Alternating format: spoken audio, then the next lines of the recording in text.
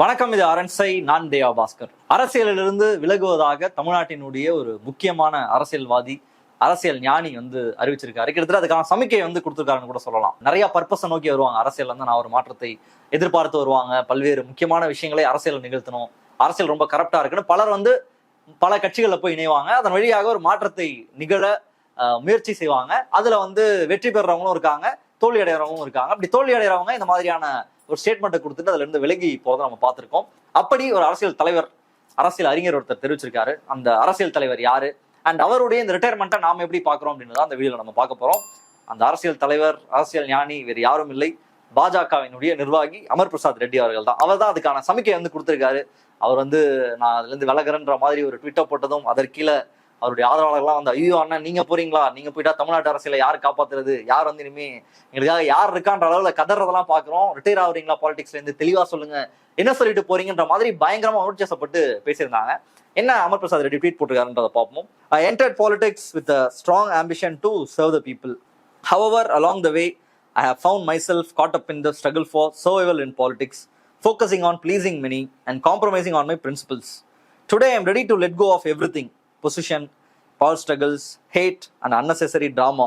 My focus is solely on serving the people with genuine love and affection. BJP is dedicated to genuine service to people. அதாவது அவருடைய வளர்ச்சி, பாஜகவில் அவரை தன்னை நிலைநிறுத்திக் கொள்வதற்காக அந்த கட்சியில தன்னை முழுமையாக அர்ப்பணித்து செயல்படுவதற்கு இடையூறாக பலர் இருக்காங்க. நிறைய பேரை ப்ளீஸ் பண்ண வேண்டியது இருக்கு, நிறைய பேரை அட்ஜஸ்ட் பண்ணி போக வேண்டியது இருக்கு, அண்ட் தனக்கு எதிராக குளிப்பறிக்கிறாங்க. பட் இதெல்லாம் தாண்டி மக்களுக்கு போய் நல்லது செய்யறது அப்படின்றது இதெல்லாம் ரொம்ப பெரிய இடையூறாக இருக்கு அப்படின்ற மாதிரி நிறைய விஷயத்த சொல்லியிருக்காரு. முதல்ல அவர் ட்விட்டர் நம்ம டீகோட் பண்ணாலே பயங்கர காமெடியா இருக்கும். I entered politics with a strong ambition to serve the people. Serve the people, மக்களுக்கு சேவை செய்ய பாஜக முதல்ல ஏன் தேர்ந்தெடுத்தீங்க? பாஜக என்ன சேவையை மக்களுக்கு செஞ்சிருச்சு? தமிழ்நாட்டுல இத்தனை வருஷமா பாஜக இருக்கு. தமிழ்நாட்டுல மக்களுக்காக பாஜக செய்த போராட்டம் என்ன, செய்த தியாகம் என்ன, அவருடைய வரலாறு என்ன? இன்னைக்கு நீட்டுக்கு எதிராக பாஜக என்ன போராட்டங்களை பண்ணிருக்கு, மக்களுடைய கல்விக்காக என்ன போராட்டங்களை பண்ணியிருக்காங்க, மக்களுடைய ரிசர்வேஷனுக்காக என்ன போராட்டங்களை பண்ணியிருக்காங்க, தமிழ்நாட்டு மக்களினுடைய உரிமைக்காக எதை பண்ணியிருக்காங்க, இது வரைக்கும் என்ன பாஜக தமிழ்நாட்டில் பண்ணிருக்கு அப்படின்ற கேள்வி நம்ம அடிப்படையாக வைக்கிறோம். ஆப்வியஸா அவர்கிட்ட ஆன்சர் இருக்காது. அவர் சர்வ் த பீப்புள் எல்லாம் கதை அவர் போய் சம்பாதிக்கிறதுக்கு போனாரு அண்ட் ரொம்ப சிறப்பாக சம்பாதிச்சுட்டு இப்போ ஏதோ அவருக்கு இடிக்குது, அங்கேருந்து எஸ்கே போகலான்னு பாக்குறாரு. கிட்டத்தட்ட அண்ணாமலையுடைய ஆதரவாளர்கள் எல்லாரும் அண்ணாமலையே வெளியேறதுக்கான காலகட்டம் வந்துருச்சு. அது கூட இருக்கிற நபர்களும் சேர்ந்து கழுதிட்டு எஸ்கேப் ஆகிறதுக்கு தான் இந்த வாய்ப்பை பயன்படுத்திக்கிறாங்கன்றதான் நம்மளுடைய அண்டர்ஸ்டாண்டிங். நிறைய விஷயம் அவர் சொல்லியிருக்காரு, எல்லாமே செம்ம காமெடி. அவருடைய கொள்கைகள்லாம் அவர் காம்ப்ரமைஸ் பண்ணிக்கணும், பிரின்சிபல் எல்லாம் காம்ப்ரமைஸ் பண்ணிட்டு நிறைய விஷயங்கள் பண்ணணும்னு இருக்கான் அந்த இடத்துல அவர் இருக்கக்கூடிய கட்சியில.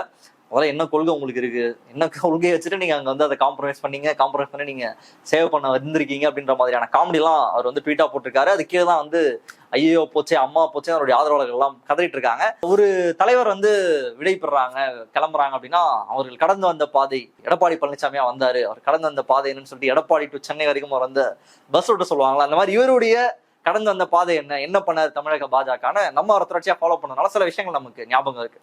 என்ன பண்ணியிருக்காரு அப்படின்னா, ஏற்கனவே தமிழ்நாட்டில் பாஜகவுக்கு பெரிய அளவுல செல்வாக்கெல்லாம் கிடையாது. ஃபேக்சுவலி ஸ்பீக்கிங், எலக்டோரல் ரீதியாகவும் சரி, ஒரு கருத்தியல் ரீதியாகவும் பெரிய இடத்த தமிழ்நாட்டில் பாஜக பிடிக்கல. அதுதான் அவங்க தனிநபராக அண்ணாமலைக்கு சில ஃபேன்ஸ் இருக்கலாம், அவரை ஃபாலோ பண்ணக்கூடிய நபர்கள் இருக்கலாம், திராவிட கட்சிகளின் மீது வெறுப்பு இருக்கலாம், அதெல்லாம் நம்ம அக்செப்ட் பண்ணிக்கலாம். பட் பாஜகவை ஏற்றுக்கொள்ளக்கூடிய நிலையில இல்ல பாஜகவுக்கான ஒரு மக்களினுடைய செல்வாக்கு இங்க இருக்கான்னு கேட்டீங்கன்னா அது கிடையவே கிடையாது. அது ஜீரோ தான். அதுல பாஜகத்திற்கு இழுத்து போய் முடித்து வைத்த பெருமை நம்மளுடைய அமர் பிரசாத் ரெட்டிக்கு போகும். கிட்டத்தட்ட இன்னைக்கு ஆம்ஸ்ட்ராங்கினுடைய கொலை வழக்கு, அதுல ஆருத்ரா நிறுவனம், அந்த நிறுவனம் தொடர்பான நிதி நிறுவன மோசடி, அந்த விஷயம் இன்னும் தொடர்ந்துட்டு இருக்கு. ஆருத்ரா கேஸ் ஒரு முக்கியமான ஃபேக்டராக இன்னைக்கு ஆம்ஸ்ட்ராங்கினுடைய கொலை வழக்குல இருக்கு. அது எல்லாரும் கேள்வி எழுப்புறாங்க, முக்கியமான கட்சிகள் கேள்வி எழுப்புறாங்க. நேரடியாக திருமாவளவன் முதல்வரே சந்திச்சு இந்த கோரிக்கையை முன் வச்சிருக்காரு. காங்கிரஸ் கட்சி நேரடியாக கேக்குது, ஆருத்ரா நிதி நிறுவன மோசடிக்கும் இதற்கும் தொடர்பு இருக்கு, இது சம்பந்தப்பட்ட ஏதோ ஒரு விவகாரம் இதுல ஈடுபட்டு இருக்கு அப்படின்ற கொஸ்டினை தொடர்ச்சியாக எல்லாரும் வைக்கிறாங்க. முக்கியமான கட்சிகள் எல்லாமே வச்சிருக்காங்க. ஆளுங்கட்சி கிட்ட புகாரும் போயிருக்கு.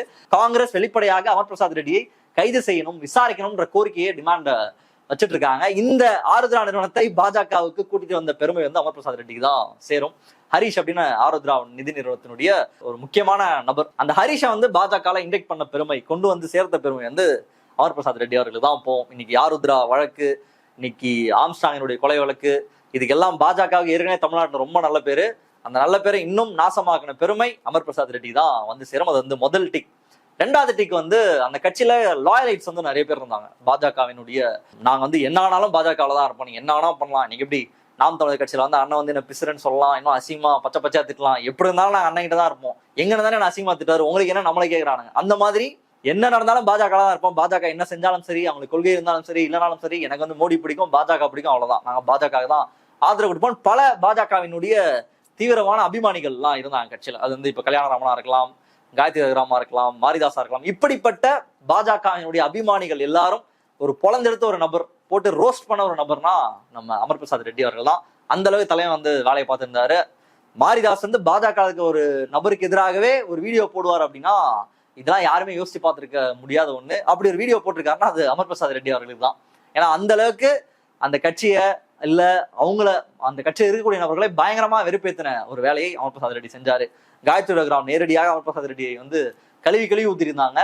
வார் ரூம்னு அண்ணாமலைக்கு வச்சு செயல்பட்டு இருக்கிறதுக்கெல்லாம் பேக் போனா இருக்கிறது வந்து அமர் பிரசாத் ரெட்டி அவர்கள் தான். அண்ட் அவர் யாரு முதல்ல எங்கேருந்து கூட்டு வந்தாங்க, திடீர்னு வந்து கட்சிக்குள்ள உட்காந்துருக்காரு, இந்த என்னென்னமோ பேசிட்டு இருக்காரு, நான் யூடியூப் சேனல்ல இன்டர்வியூ கொடுக்குறாரு, அதை வச்சு அவர் தன்னை பெரிய ஆளா காமிச்சிக்கிட்டு இங்க லாபி பண்ணிட்டு தெரிஞ்சிட்டு இருக்காருன்னு சொல்லி வெளிப்படையாக விமர்சனம் செஞ்சாங்க. கல்யாணராமன் அவரும் வெளிப்படையாக அமர் பிரசாத் ரெட்டி மீது மிக கடுமையான விமர்சனங்கள் எல்லாத்தையுமே முன் வச்சிருந்தாங்க. இப்படி இந்த கட்சியில பாஜகவுக்காகவே இருந்த நிறைய இந்த மாதிரியான லாயலிஸ்ட் பலரை வந்து விரட்டி விட்ட பெருமை வந்து அமர் பிரசாத் ரெட்டிக்கு தான் போகும். அதற்கப்புறம் அண்ணாமலையினுடைய தீவிரமான பற்றாளராக இருந்த திருச்சி சூர்யா சிவா இன்னைக்கு போட்டு பாஜகவை லெப்ட் ரைட்னு வாங்கிட்டு இருக்காரு. இவர் வந்து ரொம்ப தீவிரமாக அண்ணாமலையினுடைய ஆதரவாளர். அங்க இருந்து கொண்டு திமுக விமர்சனம் செய்யறது ரொம்ப குறியாக இருந்தாரு. திமுக எக்ஸ்பிரஸ் பண்றது, திமுகவினுடைய மாடல்ஸ் ஆப்பராண்டி என்ன, அங்க இருக்கக்கூடிய மினிஸ்டர்ஸ் என்ன பண்ணுவாங்க, அங்க இருக்கக்கூடிய கட்சி எப்படி செயல்படும், மாவட்ட செயலர் எப்படி செயல்படுவாங்க, அந்த கட்சிக்குள்ள ஜாதி இருக்கா இல்லையா, மத ரீதியாக ஒரு விஷயத்தை திமுக எப்படி பார்க்கும், திமுக பாலிடிக்ஸ் என்ன, திமுக எப்படிலாம் செயல்படும்னு இந்த கட்சிக்குள்ள இருந்தவர் தான் திருச்சி சூர்யா சிவா. அவரை வைத்து மிக மோசமாக திமுகவை விமர்சனம் செஞ்சுட்டு இருந்தாங்க. அதற்கு திருச்சி சூர்யா சிவா உறுதுணையாக இருந்தாரு.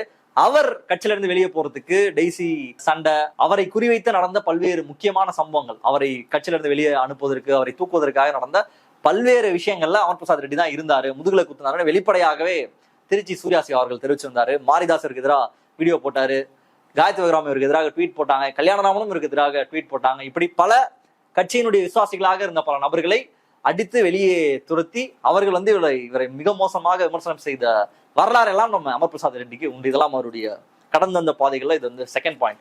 மூணாவது இன்னொருத்தர் இருந்தாரு மீஞ்சூர் சலீம்னு, இப்போ சிறையில் இருக்காரு. அவர் ரொம்ப வல்கரா ஃபேக் நியூஸை தொடர்ச்சியாக பரப்பிட்டு இருக்கக்கூடிய நபர், இஸ்லாமிய சமூகத்தை சேர்ந்தவர். ஆனால் தொடர்ச்சியாக இஸ்லாமியர்களை இழிவுபடுத்துற மாதிரி, அவங்களை மலினப்படுத்துற மாதிரி, இஸ்லாமியராக இருந்து கொண்டே அந்த மத ரீதியாக மற்றவர்களை டிஸ்கிரிமினேட் செய்யக்கூடிய பல்வேறு வார்த்தைகளை பயன்படுத்தக்கூடியவர், அந்த மாதிரி ட்வீட்டை போடக்கூடியவர், ப்ரொவோகேட்டிவாக பல்வேறு விஷயங்களை சமூக வலைதளங்களை செஞ்சுட்டு இருக்கக்கூடிய நபர் தான் மீஞ்சூர் சலீம். அவர் வந்து ரொம்ப தீவிரமான ஒரு ஆர்எஸ்எஸ் பக்தால். அவரு ஆர்எஸ்எஸ் அப்படியே வணங்கக்கூடிய நபர்.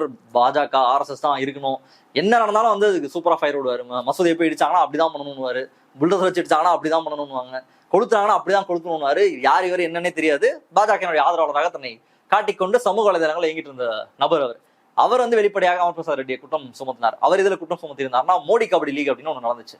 அந்த மோடி கபடி லீகை முன்னின்று நடத்தினது நம்ம அமர் பிரசாத் ரெட்டி அவர்கள் தான். அதுல வந்து மிக பெரிய அளவுல பணத்தை வந்து ஆட்டை போட்டாரு. பல நிறுவனங்களை வந்து மிரட்டினாங்க, பல இடங்கள்ல காசை வாங்கினாங்க, தொழிலதிபர்கள்ட்ட பணம் வாங்கினாங்க, மிரட்டினாங்க. மோடி கபடி லீக்னு ஒரு கபடி போட்டியை ஆர்கனைஸ் பண்ணி அதுல மிக அதிகமாக பணத்தை ஆட்டையை போட்டதுல அமர் பிரசாத் ரெட்டிக்கு ஒரு மிகப்பெரிய பங்கு இருக்கு. இன்ஃபேக்ட் அவர் அந்த நிகழ்ச்சியை நடத்தினது எல்லாமே பணத்தை சூட்டுறதுனால வெளிப்படையாக அவர் வந்து குற்றம் சுமத்தினார். தொடர்ச்சியாக அட்டாக் பண்ணிட்டே இருந்தார். இப்ப ஏற்கனவே தமிழ்நாட்டுல பாஜகவுக்கு எதுவுமே கிடையாது. அப்படி இருக்கிற சூழல்ல இந்த கட்சிக்கு இவ்வளவு மோசமான ஏற்கனவே இருக்க கெட்ட பெயர்கள்ல அப்படியே ஃபெதர் இந்த கேப்னு சொல்லுவாங்களா, அந்த மாதிரி அவ்வளோ ஃபெதர்ஸை வந்து கொடுத்த பெருமை வந்து அமர் பிரசாத் ரெட்டி அவர்களுக்கு தான் வந்து சேரும். அப்ப அவர் அந்த கட்சிக்குள்ள என்னதான் பண்ணிருந்தாரு, பொலிட்டிக்கலா அவர் என்னதான் பண்ணிருந்தாருன்னா அவர் எதுவுமே பண்ணல. அவர் அந்த கட்சியை வச்சு நல்லா சம்பாதிச்சாரு, நல்லா ஜாலியா இருந்தாரு. அந்த சேனல்ஸ்ல இன்டர்வியூ கொடுப்பாரு. அந்த இன்டர்வியூ எப்படி கொடுப்பாரு அப்படின்றதை மதன் ஸ்டிங் அவருடைய ஆபரேஷன்லயும் சிக்கினார். அந்த மதன் சிங்ல வந்து எப்படி ஒரு யாருக்கு ஒரு ட்ரெயின் பண்றா, கிஷோர் கே சாமி கிட்டே இருந்து நான் நிறைய இன்புட்ஸ் எல்லாம் வாங்கிக்கிறேன், நான் போய் கான்பிடென்ட்டா, எனக்கு வருஷமும் தெரியாது, பாலிடிக்ஸ்லாம் என்னன்னே தெரியாது, எதுவுமே தெரியாது, பட் அப்படியே கான்பிடென்ட்டா நான் போய் உட்காந்து பேசுவேன். நம்ம பட்வைசர் மாதேஸ்வர் பாப்புல இந்த மாதிரி 4-5 ஆங்கர்ஸை பிடிச்சி வச்சுட்டு கான்பிடென்ட்டா நான் வந்து அடிச்சு விடுவேன், இதுதான் என்னுடைய வெற்றியின் ரகசியம்னு பேசிட்டு இருந்தவர் தான் நம்மளுடைய அமர் பிரசாத் ரெட்டி. அவர் அப்படியே அவர் வாயாலேயே ஒப்புதல் வாக்குமூலம் கொடுத்திருப்பாரு அந்த மதனுடைய ஸ்டிங் ஆபரேஷன்ல. ஸோ இதுதான் அவருடைய பேக்ரவுண்ட். தமிழ்நாட்டில் ஏற்கனவே அக்கௌண்ட்டை ஓபன் பண்ணாத பாஜகவுக்காக அந்த பேரை பயன்படுத்தி நல்லா வளமாக இருந்தவர் தான் அவரு.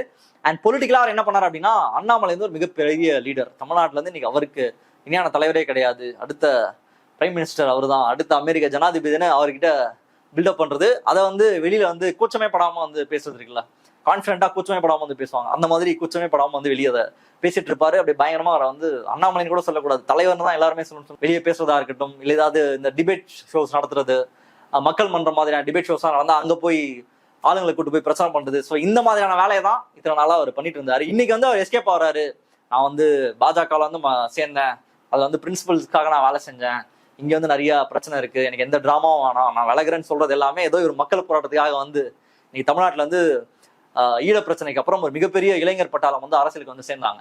கிட்டத்தட்ட திருமுருகன் காந்தி உட்பட பல தோழர்கள் வந்து அப்பதான் மிகப்பெரிய அளவுல தமிழ்நாட்டில் ஒரு மிகப்பெரிய எழுச்சி வந்து, நான் ரீசன்ட் பாஸ்ட்ல சொல்றேன். இன்னைக்கு இந்த இந்திய எதிர்ப்பு போராட்டத்துக்கு அப்புறம் ஒரு மேஜரான சங்க் வந்து பாலிடிக்ஸ்ல வந்து ஜாயின் பண்ணாங்க, இளைஞர்கள் வந்து ஜாயின் பண்றது அப்படின்றது நடந்தது. அதுக்கப்புறம் ஈழ போராட்டத்தை ஒட்டி நமக்கு தொடர்ச்சியாக அநீதி இழைக்கப்படுதுன்னு மிகப்பெரிய அளவுல மக்கள் வந்து இணைஞ்சது, இளைஞர்கள் வந்து இணைஞ்சது எல்லாமே இந்த காலகட்டத்துல தான். ஸோ இந்த மாதிரியான டைம்ல ஒரு ஆட்சி மாற்றத்தை நோக்கி, இல்ல அரசு சரியா இல்ல, இளைஞர்களுக்கு வேலை கிடைக்கிறது கிடையாது, வேலையில்லா திண்டாட்டம் அதிகரிச்சிருக்கு, இன்ஃபிளேஷன் ஜாஸ்தியா இருக்கு, நம்மளுடைய உரிமைகள் வந்து பறிப்போகுது, சொந்த இனம் வந்து அழிந்து போகுது, இது எதையுமே கேட்காத அரசு இருக்குன்ற அளவுல அப்பெல்லாம் வந்து எல்லாரும் ஜாயின் பண்ணாங்க. அதெல்லாம் வந்து ஒரு ரெவல்யூஷனரி டைம் கூட சொல்லலாம். ஸோ அந்த மாதிரி டைம்ல எப்பயாவது வந்து சேர்ந்தாரான்னு கேட்டீங்கன்னா அப்படிலாம் கிடையாது.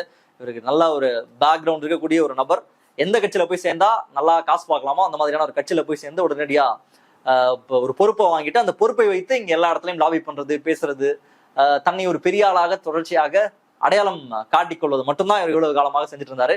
தமிழ்நாடு மக்களுக்காக அவர் என்ன பண்ணியிருக்காரு, இல்லை இந்த கட்சி என்ன பண்ணிருக்கு, இத்தனை ஆண்டு காலத்துல அவங்க என்ன பண்ணிருக்காங்க, இன்னைக்கு தமிழ்நாட்டுல அவங்க வந்து ஒரு ஆளுங்கட்சியா கூட இல்லை ஆளுங்கட்சியை எக்ஸ்போஸ் பண்ணி ஏதாவது பேசியிருக்காங்களா? இப்போ திருவேங்கடம்னு ஒரு நபர் வந்து என்கவுண்டர் செய்யப்பட்டிருக்காரு. இந்த என்கவுண்டர் தொடர்பாக பாஜகவுக்கு கருத்து என்ன, இருக்கக்கூடிய சாதிய பிரச்சனை தொடர்பாக பாஜகவுக்கு கருத்து என்ன, இங்க சாதி ரீதியாக நடக்கக்கூடிய கொலைகளா இருக்கட்டும், இன்னைக்கு சமீபத்தில் ஒரு ஆணவ கொலை நடந்திருக்கு, இது தொடர்பாக பாஜகவோட கருத்து என்ன அப்படின்னா அந்த கட்சிக்கு எதுவுமே கிடையாது, கருத்தும் கிடையாது, ஒன்றும் கிடையாது. அந்த கட்சியில நான் வந்து சர்வ் பண்றதுக்காக ஜாயின் பண்ணேன், கொள்கைக்காக ஜாயின் பண்ணேன்னு சொல்றது எல்லாமே ஒரு ஹம்பக் தான். அப்படிப்பட்ட நபர் தான் நம்ம அமர் பிரசாத் ரெட்டி அவர்கள். இப்போ அவர் ஏன் எஸ்கேப் ஆறாரு அப்படின்னா இந்த ஆருத்ரா கேஸ், ஆம்ஸ்ட்ராங் கொலை வழக்கு, இது எல்லாமே ரொம்ப டைட்டா போலீஸ் வந்து தேடிட்டு இருக்காங்க. ஸோ இதுல வந்து நம்ம எப்படியாவது சிக்கி உள்ள போயிட போறோன்றதுக்கு முன்னாடியே வெளியே போயிடலாம்னு சொல்லி பிளான் பண்ணியிருக்காரு அப்படின்றது தான் நம்மளுடைய அண்டர்ஸ்டாண்டிங்கா இருக்கு. ஏன்னா அந்த கட்சியில வெளிப்படையாக அஞ்சலை அவர்கள் அவங்க இன்னைக்கு கைது செய்யப்பட்டிருக்காங்க. பாஜக பொறுப்புல இருந்த நபர், அவங்க கட்சி அதிகாரப்பூர்வமாக நீக்கி இருக்கு. ஸோ இந்த வழக்குல சிக்கிடக்கூடாதுன்னு பயந்து ஓடுறாரோ அப்படின்ற சந்தேகம் நமக்கு எழுது. இன்னும் ஃபியூச்சர்ல அவர் அரெஸ்ட் ஆனா கண்டிப்பா இதுதான் ரீசனாக இருக்கும். உங்களுடைய பார்வை என்ன அப்படின்றத கமெண்ட்ல சொல்லுங்க. மற்றவர்களுக்கு சந்திப்போம். நன்றி, வணக்கம். அரண்சை நண்பர்களுக்கு வணக்கம். அரண்சை ஊடகம் சுயேட்சையாக இயங்குவதற்காகவே உருவாக்கப்பட்டது. நாம் செய்கிற வேலை உண்மையிலேயே மக்களுக்காக செய்கிறோம் என்பதை நீங்கள் நம்பினால், வாய்ப்பு இருந்தால் இந்த ரேசர் பே கியூஆர் கோடுக்குள்ளே நீங்கள் வந்து அதை ஸ்கேன் பண்ணி எங்களுக்கு உங்களால் இயன்றதை விருப்பம் இருந்தால் ஆதரவு தெரிவிக்கலாம்.